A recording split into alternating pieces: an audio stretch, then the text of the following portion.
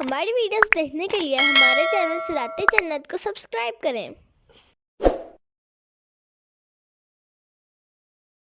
وَمِنْ آيَاتِهِ اللَّيْلُ وَالنَّهَارُ وَالشَّمْسُ وَالْقَمَرُ۔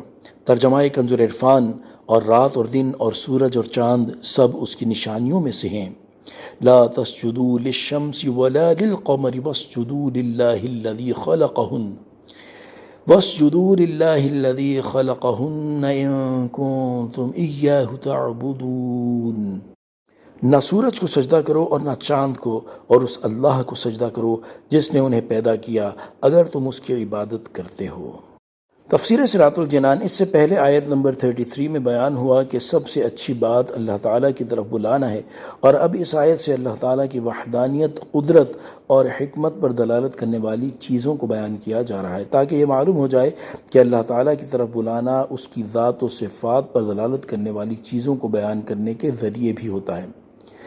چنانچہ اس آیت کا خلاصہ یہ ہے کہ رات، دن، سورج اور چاند سب اللہ تعالیٰ کی قدرت، حکمت، اس کی ربوبیت اور وحدانیت پر دلالت کرنے والی نشانیاں ہیں۔ تو تم نہ سورج کو سجدہ کرو اور نہ چاند کو، کیونکہ یہ دونوں مخلوق ہیں اور اپنے خالق کے حکم سے مسخر ہیں، اور جو اس طرح مسخر ہو وہ عبادت کا مستحق نہیں ہو سکتا۔ اور تم اس اللہ تعالیٰ کو سجدہ کرو جس نے رات، دن، سورج اور چاند کو پیدا کیا ہے، اور وہی سجدہ اور عبادت کا مستحق ہے۔ اگر تم اللہ تعالیٰ کی عبادت کرتے ہو تو اس کے علاوہ کسی اور کو سجدہ نہ کرو۔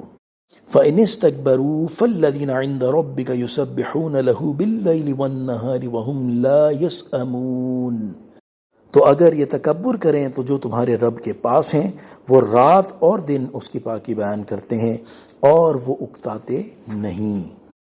تفسیر صراط الجنان۔ یعنی اگر کفار اللہ تعالیٰ کی وحدانیت کے عظیم دلائل دیکھ لینے کے باوجود بھی غرور و تکبر کریں تو پھر بھی اللہ تعالیٰ کا کچھ نہیں بگاڑ سکتے، اور ان کفار کے سورج اور چاند کی عبادت کرنے سے یہ نہیں ہوگا کہ اللہ تعالیٰ کی عبادت اور حمد و ثنا کرنے والے ختم ہو جائیں گے، کیونکہ اللہ تعالیٰ کے پیدا کردہ فرشتے دن رات اس کی پاکی بیان کرنے میں مصروف ہیں، اور وہ پاکی بیان کرنے سے تھکتے بھی نہیں۔ لہذا اللہ تعالیٰ کی تسبیح و تقدیس کرنا لوگوں کے لیے باعث شرف ہے، نہ کہ خدا کو اس کا کوئی فائدہ ہے۔ نوٹ: یاد رہے کہ یہ آیت سجدہ ہے، اسے پڑھنے اور سننے والے پر سجدہ تلاوت کرنا واجب ہے۔ صلو علی الحبیب صلی اللہ تعالی علی محمد صلی اللہ تعالی علیہ وآلہ وسلم۔